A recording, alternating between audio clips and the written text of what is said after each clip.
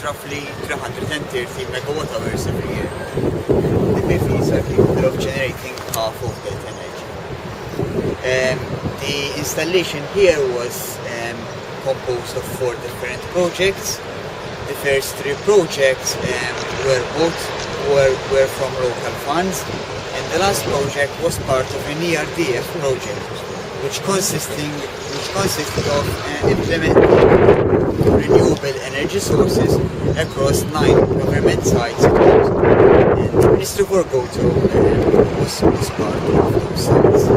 And the inclination here of the PV panels, and usually all of the PV panels you see in Malta, is fixed at 30 degrees, and the PV panels should be oriented to the south to maximize the electricity that can be generated per year. Obviously, if the PV panels are made to track the sun, you can get a 20% increase in the energy production, but that would entail more space. So it would cost more, and so it would not be feasible. So what we do is we incline them at 30 degrees, which is the maximum production throughout the year. Obviously, in the winter, if the angle is about 20 degrees, in the summer, because the sun is so high up in the sky, if it is 60 or 70 degrees, the energy production would be increased. But what we do is we usually fix the inclination at 30 degrees. As regards to the cost of the PV panels, well, the first installation, which is the PV panels over there, which actually was the first of the PV panels in Malta&Gozo, was really expensive because the PV panels were brand new, and they were not thought of as much. It costed about 60,000 Maltese lire, which is and that's just a 10 kilowatt peak system, okay? So it costed a lot. The second and the third PV systems, which are about 40 kilowatt peak, the price was about 200,000 euros, but they were 40 kilowatt peak, not 10 kilowatt peak. And the last system, which is the PV system at the central courtyard and the roof over there, consisted of 15.6 kilowatt peak, which is roughly 60 PV panels. And the cost was about 60,000 euros. So you can note the difference between the first installation and the last installation. The cost for the PV panels has reduced drastically. But what's the first installation in euros? The first 60,000 it will be around 150,000 euros. But that's just a 10 kilowatt peak system, okay? Here for 60,000 euros, we installed 5 kilowatt peak extra, because the total was 15.6. So because of economies of scale and the mass production of the PV panels, their cost has decreased. Questions?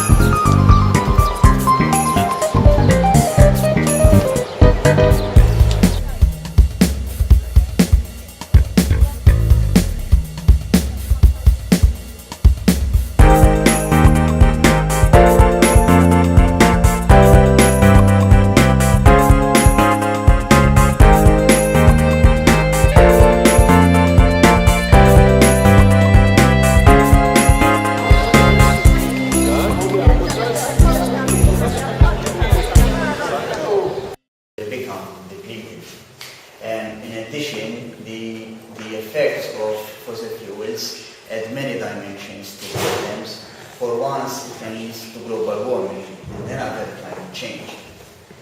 So in an effort to mitigate this effect, the European Union adopted Directive 2009-28 EC in order to help promote renewable energy sources. The target for Malta here is to achieve 10% of the overall consumption from renewable energy sources. So far, in 2016, as I said before, we are at 6%, and by 2020, we have to reach 10%.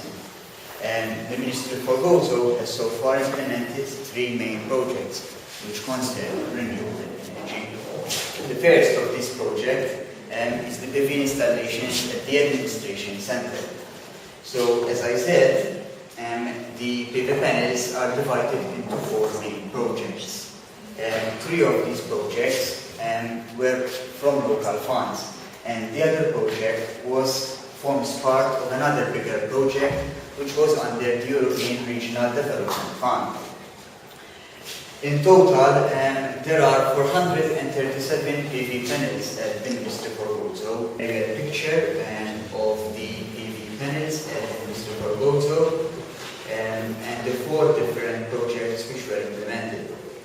As you can see, the rooftop of the ministry is basically covered by PV panels. And as I said, the PV panels consist of a mixture of polycrystalline and monocrystalline.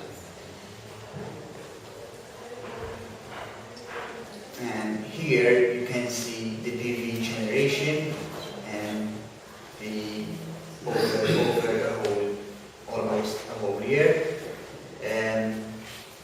As you can see, during the summer period, the generation of the PVs is maximum, while during the months of October and November and December as well, the PV generation goes lower than the expected average development fund, and consists the 9 government sites which are listed in the table. Basically, the number of PV panels which were installed over the government sites was 1,549, and in total it was around 400 kilowatt peak. The annual generation of the PVs for last year, it reached almost 600,000 kilowatt hours, and obviously this translates into a reduction in CO2 of 5 tons. The blocks with a total number of 231 PV panels. All of the PV panels are monocrystalline, and they are operated through microinverters by a split type air conditioning unit in order to make the temperature more comfortable depending on the weather conditions. So we are envisaging to replace this system with a variable refrigerant flow system, which is more efficient. Basically, you have an outdoor unit which caters for several offices instead of having an outdoor unit and an indoor unit for each office. This measure will help increase the efficiency at the building. Obviously, we are also going to introduce a mechanical ventilation system, because at the present, the offices achieve ventilation by means of natural ventilation via the opening of the windows. Obviously, when the air condition is on, this presents a major drawback, because the treated air, which is down by the air condition, goes out of the window, so the air condition has to work every time to make amends for this change. Obviously, with the introduction of a mechanical ventilation system, this problem is mitigated because the windows are kept closed. With regards to water heating, currently hot water for sanitary purposes is heated by means of electric water heaters, which are very old. Not to mention that the filament of the electric heater is very inefficient. So to increase the efficiency, we are going to replace the system with an air-to-water heat pump, which has a much higher efficiency represented by electric water meters. And also, in this sense, heat pumps are being considered as a renewable energy source. So this would contribute to the targets of Malta. With regards to lighting, currently the offices at the Ministry are all supplied with halogen lights or compact fluorescent lights. Obviously, the CFLs can be considered as energy savers, but they do not offer the high level of efficiencies which is provided by LEDs. So we are going to replace the lighting system completely with LEDs.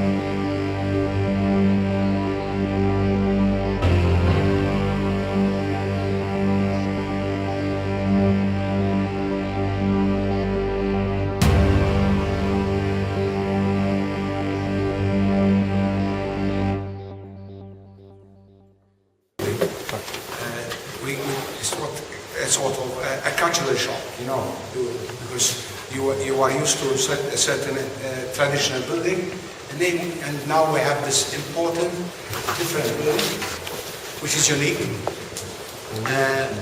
Of course, it was designed under the mastermind of Renzo Piano, and I remember coming here, have meetings with him, about the acoustics.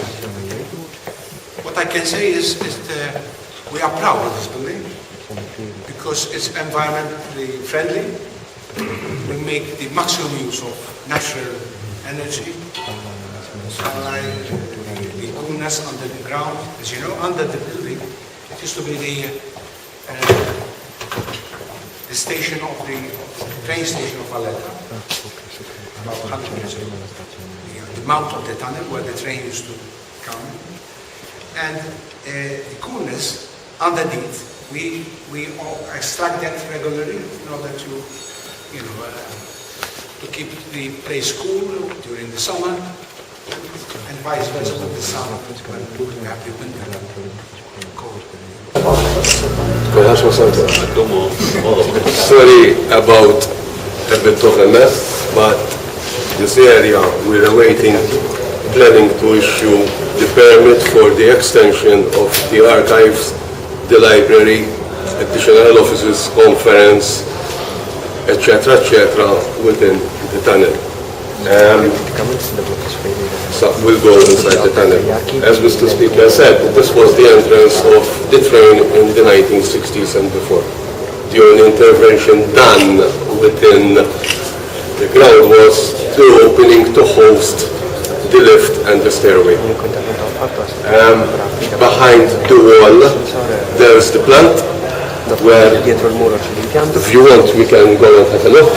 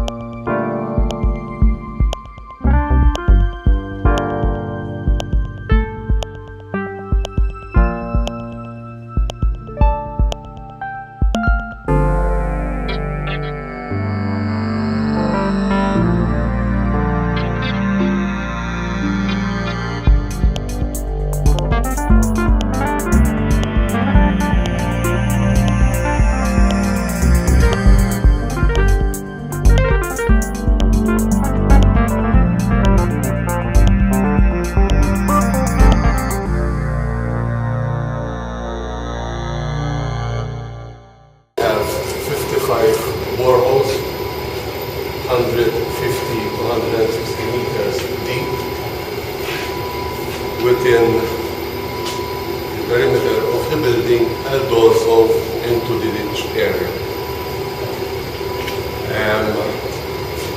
Automatically you have water being pumped in. You have the heat pumps which are behind you. And you use the degree of temperature according to the time of season. As you might notice, whilst being down here, the building is big, and I don't know whether you have heard any noise from the chillers. The chillers are not working. They're working less than 3 hours a day, but we're working on the circulation of the geothermal.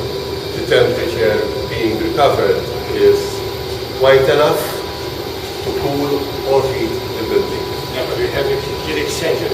Yes. And in fact, the additional part we're gonna have to introduce a four-way valve, because then we have to compensate for the amount of energy of the geothermal. As you know, and as Mr. Speaker said, the members of Parliament will be here from certain time to certain time, and during those hours, this staff will not be here. So basically what's being taken has to be replaced and compensated. We're going to have to do some additionals and modifications to the air of the handling units to reach the flow rates, which we can achieve. And also, to try, not to try, it's definitely decided that the additional area will work totally on geothermal.